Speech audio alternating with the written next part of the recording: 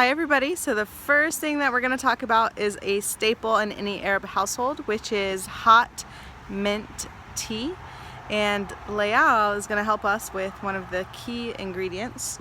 Hot mint tea, you drink it every day, several times a day. Doesn't matter if it's 1,000 degrees outside, somebody comes to your house, you're going to give them hot mint tea, or sometimes with sage. Layal, I have a question for you. Why are you cutting the grass with scissors? Lulu, look, I have a question for you. When you make shay, what do we need to go get? Mint. Mint. Do you know how to say mint بالعربي? Nana.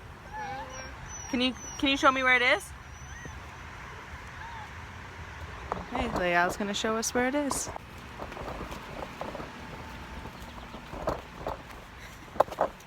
Selma, your foot is stuck. Let's go see what Layal's doing. What do you have? Mint. Mint, Nana. If you have mint at your house, it will take over everything. We have it everywhere. This is not even the only place that we have it. And if you want some mint, come to my house and I will put some in a pot for you, and it will grow all over your yard. Mom, may you put this in your hand? Sure. Mom, do you know snakes live in mint? Snakes live in mint?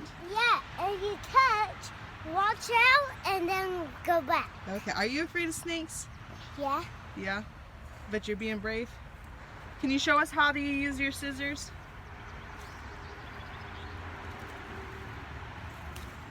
There you go. Salma, what's wrong?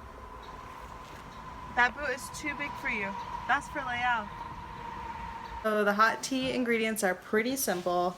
I've got my trusty teapot here, and you can see that it has been used a ton, all scratched up. I've got my tea, and you can really use any black tea, really, like Lipton or anything else is fine. This is called Shea al-Ghazalain, and it's just a loose tea, but you could just use 2 tea bags and in place of these 2 small spoons. And then using my little Tupperware dish that I actually just bought for the kids for their school lunches. This one has a top that snaps on it. It's really nice.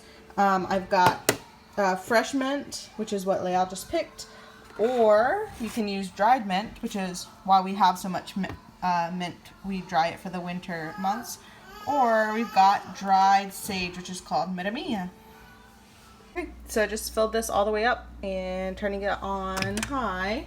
And I'm just going to let that boil before putting anything in it. I just prefer to do it that way, and my tea doesn't get too dark.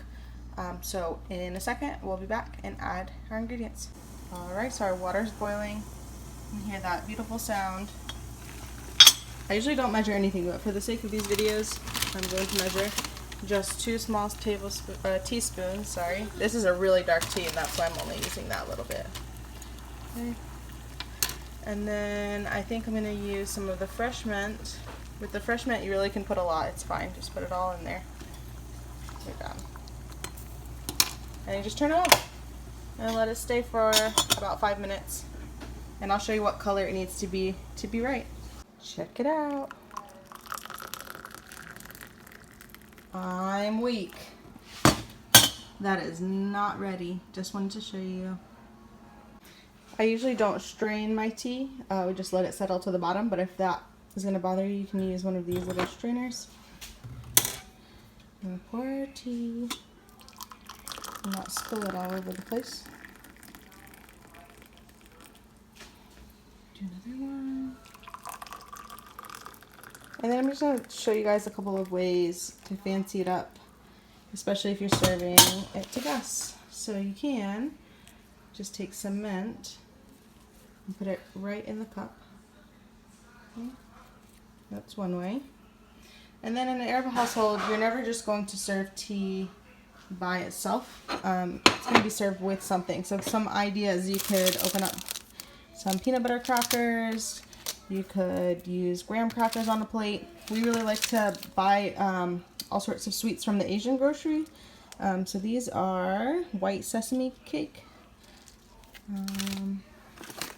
banana ginger candy. We've got multicultural serving going on. Or you could just, if you have like a box of chocolates, sweets, crackers, anything, just arrange them on a plate for your table and serve it with tea. And the last thing to do is just enjoy. You could probably make it darker than this, but it really just depends on how much caffeine you want.